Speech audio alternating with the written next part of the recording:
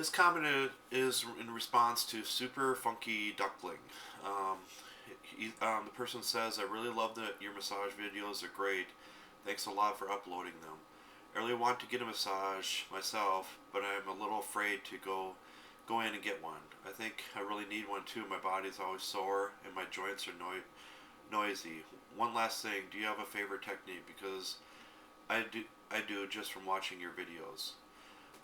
If you've never had a massage before, something to expect are you probably don't want to have a deep tissue massage to start with if your body's not used to it because that's what scares some people. They're so sore for many days afterwards if they're not used to getting massages, so your body has to kind of work up to it. That's the thing.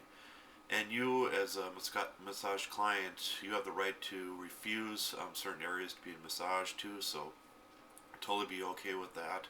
So let's say you don't want your stomach massaged, or you don't want your feet massaged, or your glutes massaged, those areas. Definitely tell the massage therapist that you don't want those areas massaged, and they have to respect those areas then. Also, other things are, it all depends on the facility, but they usually say just undress to your comfort level. So if you feel more comfortable with your underwear on, go for that. Or if you feel more comfortable with your bra on, it's okay too. But the therapist might ask, is it okay to unsnap the bra during the massage, so it's a little bit easier to glide and everything. And if you are having glute problems, it's better not to wear underwear, of course, so you can do the therapist can do more gliding in that region. And even for the longer techniques like the Esalen style or the Lomi Lomi, it's really hard to have underwear on for those things because they're sometimes even starting at the foot and ending at the hand in one long swoop then. But again, with the receiving massage, maybe even just do a half an hour to start with. This would really be more beneficial, or even call the local massage therapist in town and ask and see if they have a little bit extra time. They can just talk with you to so you're not so nervous or scared about receiving massage. But again, be aware that you are in control the whole time because most people do not speak up.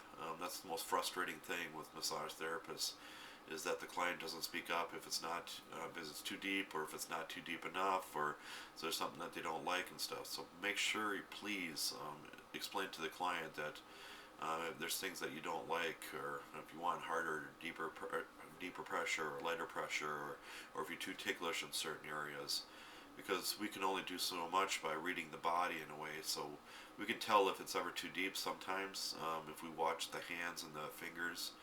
Also, the toes and the feet usually tense up in those areas. So that's why I like to have the hands exposed, especially when I'm massaging. So that's where it's going to tense up the most then. And it all depends on the therapist's belief on whether to start in the supine position, that's when face up, laying on your back, or the prone position when you're face down. But my belief is I think the client should delegate which position to start in and how much certain areas you want massaged. Some people will even come in for an hour just on their back. Some therapists get kind of sick of working on the back all the time, but the thing is the client is paying them, so the client has a right. So basically, the client is somewhat a boss of the massage therapist.